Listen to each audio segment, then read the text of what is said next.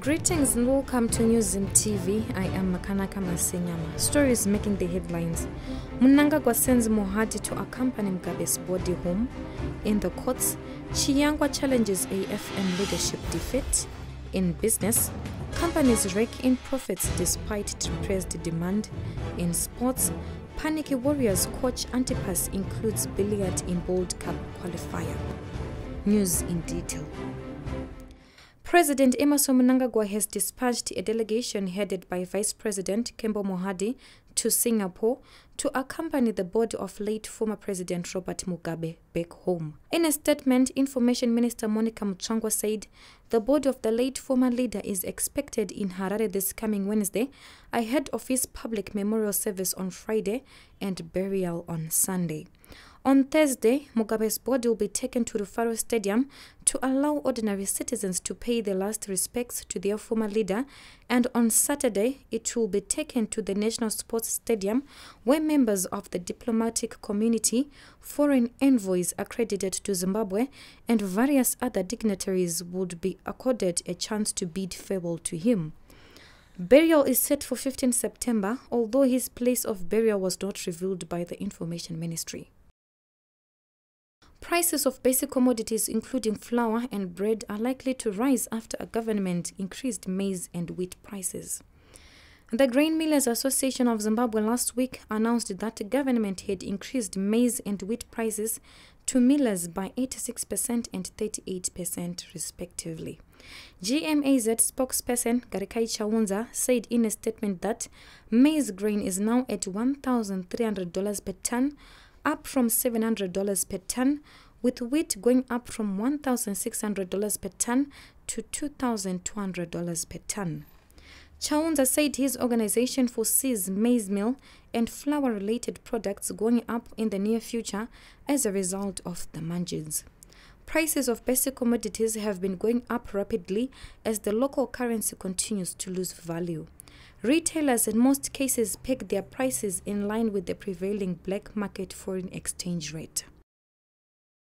The High Court will this Tuesday hear a case in which Vice President Mohadi is challenging a post-divorce claim of maintenance by his ex-wife Tambudzani Muleya. This comes after Muleya claimed $13,394 from the politician, saying she wants to maintain a lifestyle she is used to and balance effects of divorce. She said she is past her youthful age and as such is unable to secure employment that will help her with a salary sufficient to maintain a lifestyle she is accustomed to.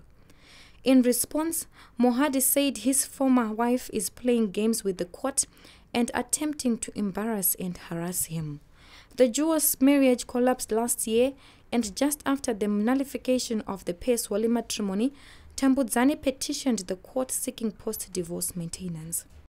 In the courts, the leader of Apostolic Faith Mission faction, who last week lost leadership of the church following High Court's ruling, Chiyangwa, has approached the same court challenging his defeat. In a court application in which Chiyangwa argued that High Court Judge David Mangota erred in delivering his judgment. He is being begged by Amon Chinyamba, Nathan Nira, Shepard Sebata, Donald Ndoni, Arthur Nambuko, and M. Mashumba. Mangota ruled that Amon Madao, who is backed by Asfa Madzire, is the legitimate president of the church.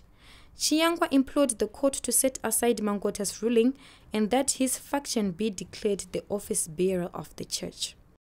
In business, companies in Zimbabwe continue to record huge profits on the back of price increases despite operating in an environment characterized by reduced product demand and poor customer purchasing power. An analysis carried out by NewZimbabwe.com business shows that companies like National Tire Service revenue came in at $8.6 million, which was 42% above budget and 113% above the previous comparable quarter. This is despite a 51% decrease in the volumes of tires sold compared to the previous quarter ended 30 June 2018. Stuart Mandimika, National Tire Services Secretary, told NewZimbabwe.com that the trading environment was characterized by continued shortages of foreign currency, steep increases in year-on-year inflation, and reduced aggregate demands as businesses and consumers adjusted to the challenging environment.